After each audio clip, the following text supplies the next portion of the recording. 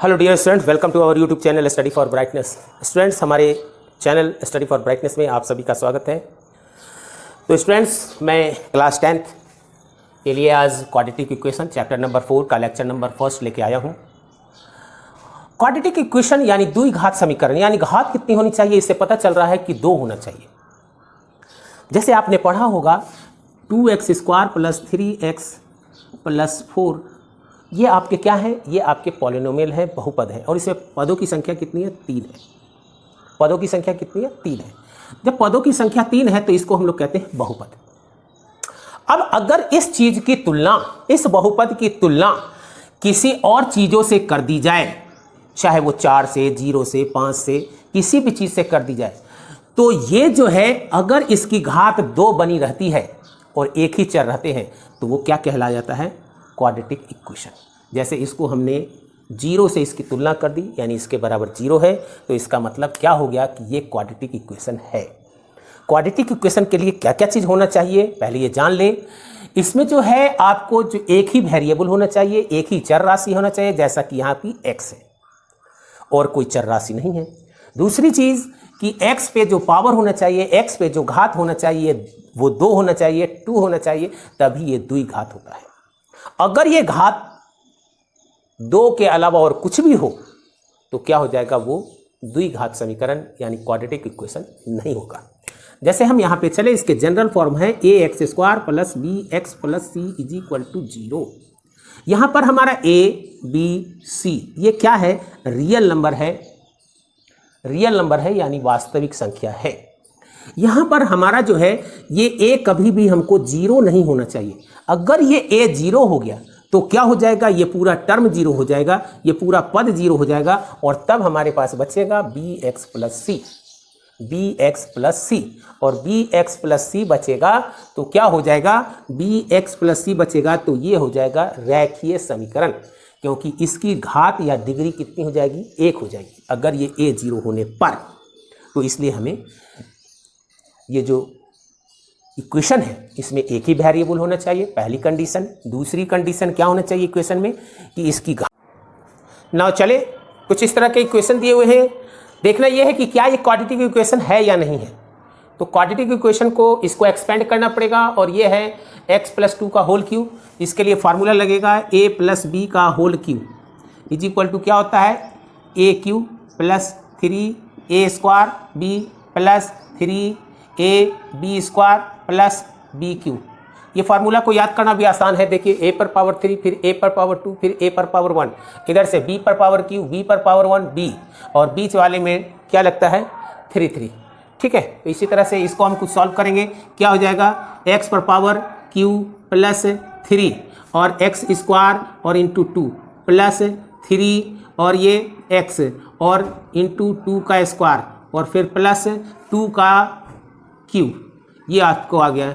और बराबर उस तरफ क्या है? इसको अगर हम मल्टीप्लाई करेंगे तो 2x³ और ये क्या हो जाएगा? माइनस का 2x, ये आ चुका है।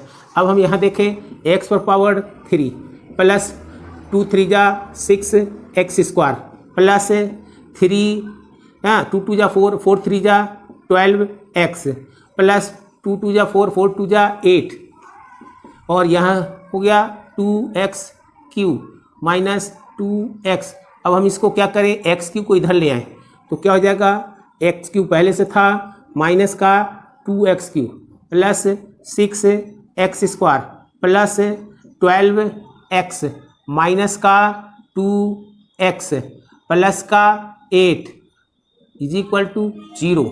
यहाँ क्या हो जाएगा? -x³ + 6x² प्लस ये देखिए 12x में से 2x घटेगा तो क्या हो जाएगा? प्लस का 10x और प्लस 8 = 0।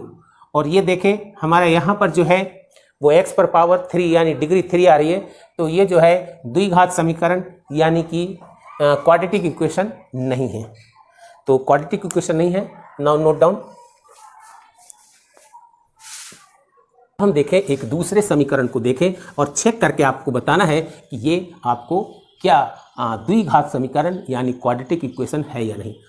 2x + 1 और 3x + 2 = 5x माइनस 1।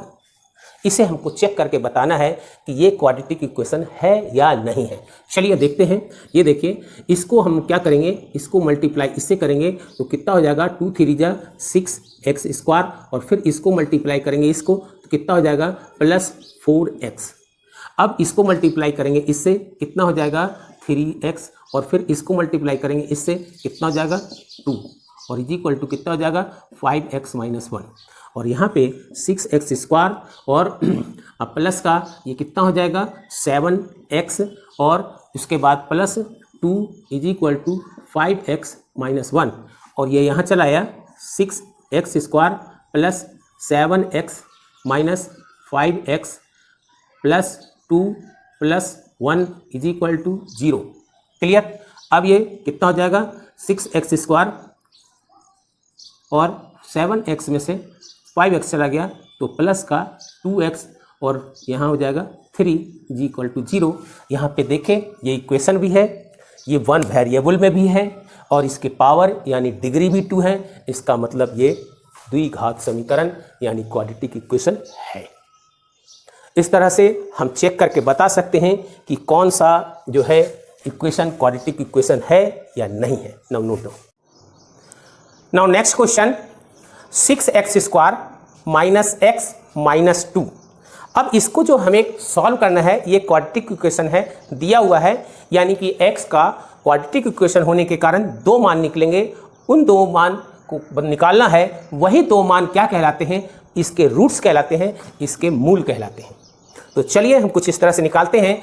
यहाँ पे हम देखा x² का गुणक क्या है, x² का कोफिशिएंट 6 है, या x का कोफिशिएंट कितना है, कुछ नहीं है, इसका मतलब 1 है, कुछ नहीं है, इसका मतलब 1 है, आप लिख दीजिए। और यहाँ बिना x का कौन है, 2 है, और 2 के पहले कौन सा साइन है, माइनस है, यानी कि अब आप समझ लीजिए कि इसमें घटाने का काम होगा। क्या घटाने का काम होगा, 1 मिनट आप ठहर जाइए, बता देता हूं। यहां पे हमने क्या किया, x² के गुणांक 6 और बिना x वाले को दोनों को मल्टीप्लाई किया, 6 × 2 कितना हो गया 12। अब 12 को 2 भागों में ऐसे बांटिए कि जोड़ने पर, सॉरी घटाने पे, मैंने बोला था ना घटाने पे कितना आए 1 आए, और गुना करने पे कितना आए 12 आए। तो इसको निकालने के लिए थोड़ा सा इस तरह से हम इसको तोड़ लेते हैं, 2 से 6, 2 से 3, यही हो गया। तो इसका हो सकता है 4 और 3, देखिए 2 2 जा 4 और 3, 4 और 3, 4 में से 3 को घटाएंगे तो 1 मिल सकता है, क्योंकि हमें घटाने का काम करना है, क्योंकि यहाँ माइनस साइन है। दूसरी चीज 4 और 3, 4 और 3 को मल्टीप्लाई कर दिए तो 12 आ गया। यही हमारा क्या निकल गया, अभी किस चीज में हमको फैक्टर करना था, हमको निकल गया है, तो इसको अब लिखेंगे 6x² और माइनस अपनी जगह पे इस 1 के जगह लिखेंगे 4 माइनस 3x, और माइनस का 2 इज इक्वल टू 0। तो देखिए हमने क्या क्या कहा था, पहले मैंने यह कहा था कि इसमें जो फ्री टर्म है जिसमें x नहीं है, माइनस है, तो इसका मतलब घटाने का काम होगा, ये पहले पता चल गया था मुझे। उसके बाद x² का गुणांक 6 देखा, उसके बाद जिसमें x नहीं है वो 2 है, दोनों को मल्टीप्लाई किया, कितना आ गया 12, 12 आ गया। 12 को इस तरह से तोड़ेंगे कि उसको 2 अंकों में तोड़ेंगे, 2 अंकों में तोड़ेंगे तो घटाने पे कितना आना चाहिए, 1 आना चाहिए, तो 4 और 3, और गुना करने पे मल्टीप्लाई करने पे कितना आना चाहिए 12 आ चुका है। अब हम इस ब्रैकेट को ओपन करेंगे। इस ब्रैकेट को ओपन करते समय और ब्रैकेट को बनाते समय एक चीज का बहुत ध्यान रखना चाहिए कि उसके पहले माइनस हो, तो आप सावधान हो जाएं। क्यों सावधान हो जाए, देखें यहां पे 6x² माइनस 4x, इस x का भी काम किया, मल्टीप्लाई किया, और इधर मैंने ब्रैकेट भी ओपन किया। अब ये क्या हो जाएगा माइनस माइनस प्लस, और क्या हो जाएगा 3x। लेकिन ये आप माइनस माइनस प्लस बोल के लिखा ना, कोई आवश्यकता नहीं है। माइनस है उस पहले तो आप सीधा साइन चेंज कर दीजिए, माइनस रहे तो प्लस और प्लस रहे तो माइनस, मल्टीप्लाई करने बोलने की कोई आवश्यकता नहीं है। कब, जब ब्रैकेट से पहले माइनस हो तब। क्लियर। अब -2 इक्वल टू 0। अब यहां पे देखें आप, तो यहां पर इन दोनों टर्म में यानी पहले दोनों में क्या कॉमन आ रहा है, तो इसमें 2 के टेबल में ये भी है, 2 के टेबल में ये भी है, 2x² x, और यहां पर कितना बच गया तो 3, और यहां पे कितना बच गया x, और माइनस का यहां पे कितना बच गया आपको 2 2 जा, और x तो बचा नहीं, ये हो गया।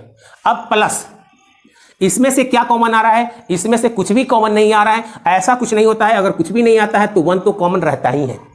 तो आपको कितना हो जाएगा 3x - 2 और ये आपको कितना हो जाएगा 0। ये आपको कितना हो जाएगा 0। और अब हम क्या करेंगे, इतने में से इसको ले लिया और इतने में से इसको ले लिया, क्योंकि ये दोनों बराबर है तो इसको ब्रैकेट से बाहर कर दिया। 3x - 2 और कितना बचा 2x + 1 = 0। अब यहां पर देखें तो देखने पे ऐसा लग रहा है कि दो चीज को गुना किया गया है और दो चीज का गुना यानी प्रोडक्ट उसका कितना हो गया 0। इसका मतलब यह है कि इसमें से कोई एक जो 0 के बराबर होगा, तभी तो दो अंकों को जब जोड़ेंगे तभी तो वो 0 आएगा। तो अगर ये 0 हो तो, और यदि ये 0 हो तो हमारे पास अब दो ऑप्शन आ चुके हैं। पहले ऑप्शन में इफ 3x - 2 = 0 देन तब क्या हो जाएगा, देन 3x = 2 और x = 2/3 आंसर। एक तो ये आ चुका है और दूसरा क्या आया है, अगर ये 0 होता तो यानी इफ 2x + 1 = 0 तो क्या हो जाएगा 2x बराबर -1 और क्या हो जाएगा x = यहां पे देन लिख दे, यदि इतना है तब इतना x = -1/2 आंसर। तो ये हमारे दो आंसर निकल चुके हैं, हमें हमारा मूल जो है निकल चुका है। अब हम चलें दूसरे सवाल पे। यहाँ पर भी सेम चीज़ अप्लाई करेंगे क्योंकि ये चीज़ जानना बहुत ज़रूरी है। ये चीज़ जानना बहुत ज़रूरी है क्योंकि आगे चल कर के जितने भी सवाल बनाएंगे इसको हमें सॉल्व करना ही पड़ेगा। इसलिए इस चीज़ को पहले आप बहुत अच्छी तरह से समझ लें। अब आप देखें इसको है तो इसमें यहाँ पर यह प्लस चिन्ह है यानी कि ऐड करने का काम होगा, ये हमें पहले पता चल चुका है। और हम देखें x² के साथ 3 है और फ्री टर्म 2 है तो 2 3 जा कितना होगा 3 × 2 हो जाएगा 6। अब 6 को दो ऐसे भागों में बांटो जिसे जोड़ने पर कितना है, जोड़ने पे ऐड करने पे कितना है 6 आए और मल्टीप्लाई करने पे कितना है 6 आए। ऐड करने पे कितना है ये आए और मल्टीप्लाई करने पे ये आए। तो आप देखें इसको दो भागों में कैसे हम बांटेंगे, तो पहला √6 और दूसरा भी √6। अब देखें हम और 3x² माइनस ये इसको करेंगे √6 प्लस √6 और x। √6 और √6 कितना हो जाएगा 2√6 और √6 को मल्टीप्लाई करेंगे क्या आ जाएगा 6 और 6 क्या है 3 × 2। क्लियर हो चुका। अब यहाँ पे हमारा पे 2 है, 2 लिख दिया, क्लियर। अब यहाँ पे 0 और यहाँ पे देखें ये कितना हो जाएगा, ब्रैकेट को ओपन करेंगे और ब्रैकेट को ओपन करेंगे तो बगल में माइनस साइन है, सचेत हो जाएं। ये √6 और x तो √6 x हो जाएगा। अब यहाँ पे क्या करेंगे, मैंने कहा था ब्रैकेट खोलने से पहले माइनस हो तो साइन चेंज कर दें, ये कर दिया और ये क्या हो जाएगा √6 x + 2 = 0। अब हम लोग क्या करेंगे, अब हम लोग इन दोनों में से कॉमन लेना चाहेंगे। तो इसमें से क्या आ सकता है, देखें देखने में लग रहा है कि कुछ नहीं आएगा लेकिन आएगा। क्या कैसे आएगा जरा देखिए। और इस 3 को क्या लिख सकते हैं √3 क्योंकि √3 3 के बराबर x² माइनस √6 को लिख सकते हैं √3 3 2 6। और यहाँ पर भी देखें, यहाँ पर इसको भी देखें √6 को √3 x और प्लस 2 को देखें तो √2 कुछ ऐसा आएगा और = 0। अब यहाँ पे देखें तो यहाँ पे √3, यहाँ पे भी √3, यहाँ पे ठीक है, यहाँ पर आपको कितना था x², यहाँ पे x तो क्या हो जाएगा √3x। क्या बचा यहाँ पे √3x, एक x यहाँ एक x यहाँ x² और माइनस √3 बाहर निकल चुका है, x बाहर निकल चुका है, क्या बचा √2, ये हो गया और माइनस। अब यहाँ पे देखें यहाँ माइनस है, इसमें क्या कॉमन आ सकता है √2 को √2 कॉमन ले लिए ब्रैकेट। अब क्या किए √3 बचा हुआ है और क्या बचा हुआ है x बचा हुआ है। अब यहाँ प्लस को क्या कर देंगे माइनस, क्यों माइनस है और ब्रैकेट में लगा रहा हूँ तो या तो माइनस रहे ब्रैकेट खोलेंगे तब साइन चेंज, या माइनस रहे ब्रैकेट लगाऊंगा तब साइन चेंज। तो यहाँ पे माइनस √2 बराबर 0। अब आप देखें कि इस पूरे टर्म में ये टर्म और इस पूरे टर्म में ये टर्म कॉमन है, बराबर है, इसको हमने बाहर निकाल लिया। √3x minus √2 is equal to क्या हो जाएगा, ये हो जाएगा √3 और x माइनस √2, ठीक है, ये आ जाएगा और इज इक्वल टू क्या हो जाएगा 0। अब यहाँ पे वही बात हो गई कि इसका मल्टीप्लाई इससे करना है और मल्टीप्लाई करके प्रोडक्ट कितना आना है 0। तो या तो ये 0 होगा या ये 0 होगा, दोनों में से किसी एक को 0 होना पड़ेगा। यदि √3x minus √2 is equal to 0 तो क्या हो जाएगा, √3x बराबर √2 माइनस का √2 इधर गया प्लस का √2 और x is equal to √3 upon √2 upon √2 है और ये 3 √3, ये आपका आंसर हो चुका है। नाउ अगला दे देखिए, अगर ये 0 हो तो यानी √3x और माइनस √2 इज इक्वल टू 0, यानी यदि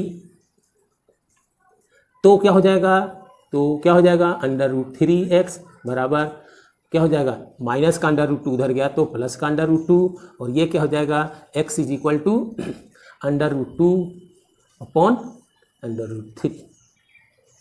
तो ये इस प्रकार से हमारे दो आंसर आए हैं, लेकिन दोनों इक्वल आए हैं, यानी हमारे दिए गए समीकरण में दोनों रूट्स क्या हैं, इक्वल हैं, बराबर हैं। तो इस प्रकार से ये सवाल आप नोट कर लें।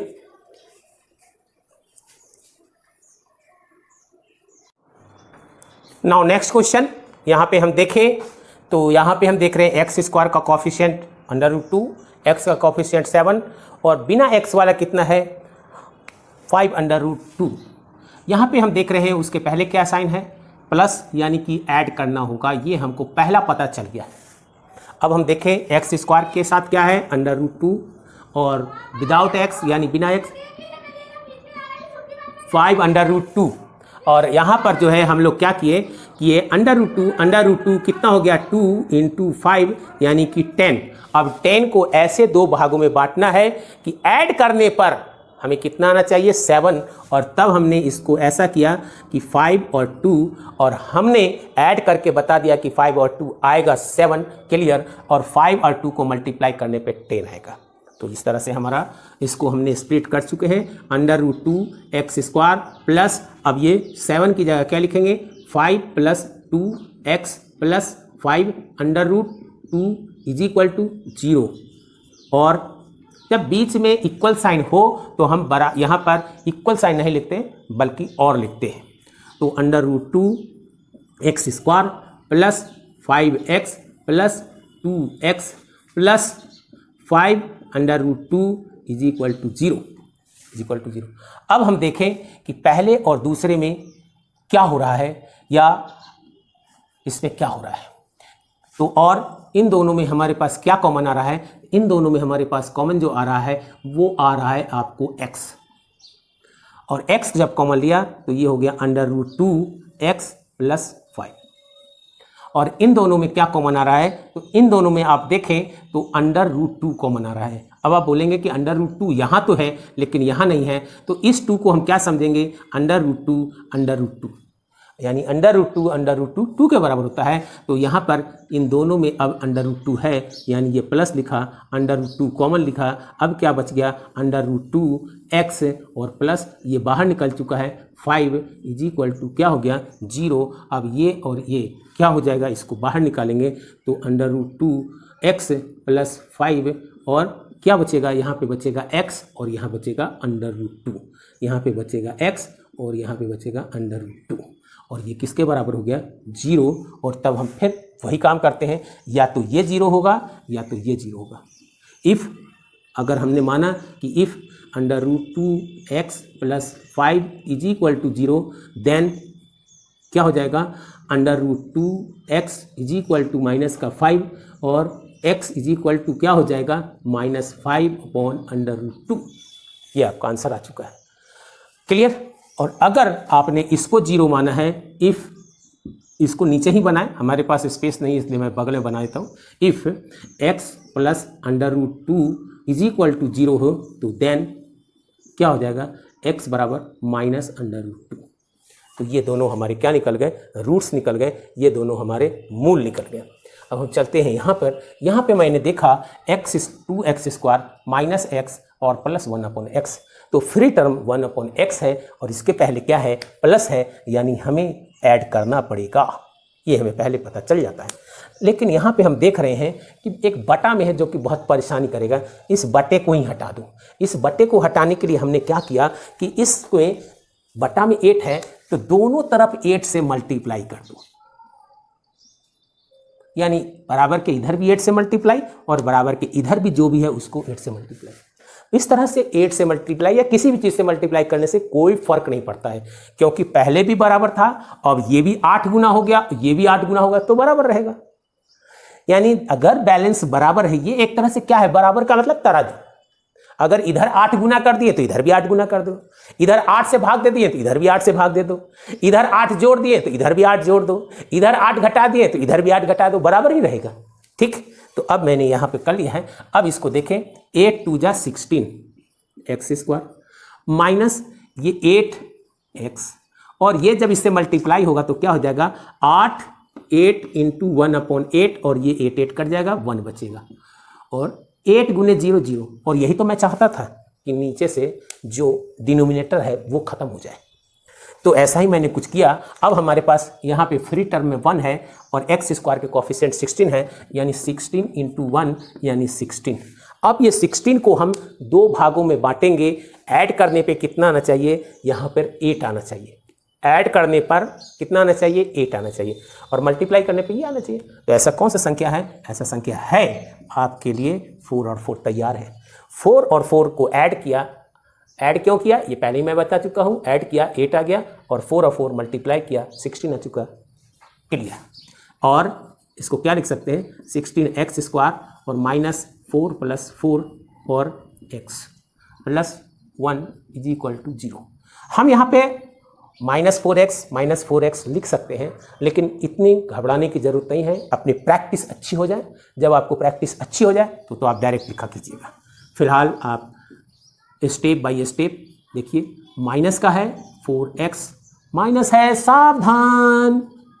सावधान क्यों हो गए भाई, क्योंकि प्लस का माइनस, ब्रैकेट खोलते समय ब्रैकेट के अंदर की सारी साइन चेंज, और ये क्या हो जाएगा, ये अब देखें इनमें और इसमें कुछ कॉमन आ सकते हैं। एक तो x है, इसमें x स्क्वायर है, x तो कॉमन आएगा ही। यहाँ 4 है, यहाँ 16 है, 4 भी कॉमन आ जाएगा। यहाँ क्या बचा, 4x और माइनस का 1, और यहाँ पे माइनस, इन दोनों में कुछ कॉमन है क्या, नहीं है, लेकिन 1 तो कॉमन हमेशा रहता है।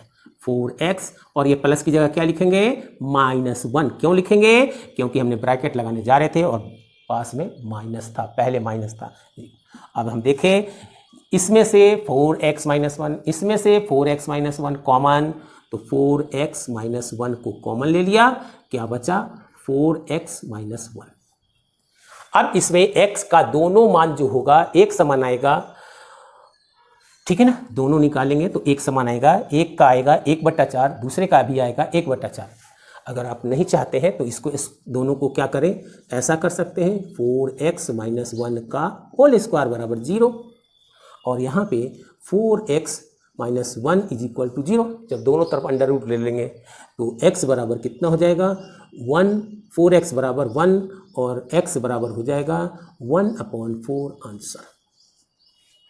तो यहाँ अगर 1 निकला है तो निश्चित रूप से दूसरा वैल्यू भी 1/4 ही है। अगर हम यहाँ से निकाल लेते हैं तो इससे भी निकलता है 1/4 और इससे भी निकलता है 1/4। तो इस तरह से ये मूल रूट्स निकालना सीख जाएं बहुत अच्छी तरह से, क्योंकि इसे सॉल्व करना बहुत ज़रूरी है आपको इस चैप्टर में। अब मैं जो पढ़ाऊँगा उसमें आपको ये इक्वेशंस बना के छोड़ दूँगा और आपके लिए ये होमवर्क रहेगा। Thank you. तो आपको ये वीडियो कैसा लगा, अगर आपको ये वीडियो अच्छा लगा तो आप लाइक करें, अपने दोस्तों में शेयर करें, सब्सक्राइब करें, और उसके पास के बेल आइकन को प्रेस कर हमारे सारे नोटिफिकेशन और अपडेशन पाते रहें। मैं क्लास 6 से 10th तक के लिए फ़िलहाल मैथ्स कोच कर रहा हूं और 11th 12th फिजिक्स को कोच कर रहा हूं। Thank you for watching this video. Thanks once again.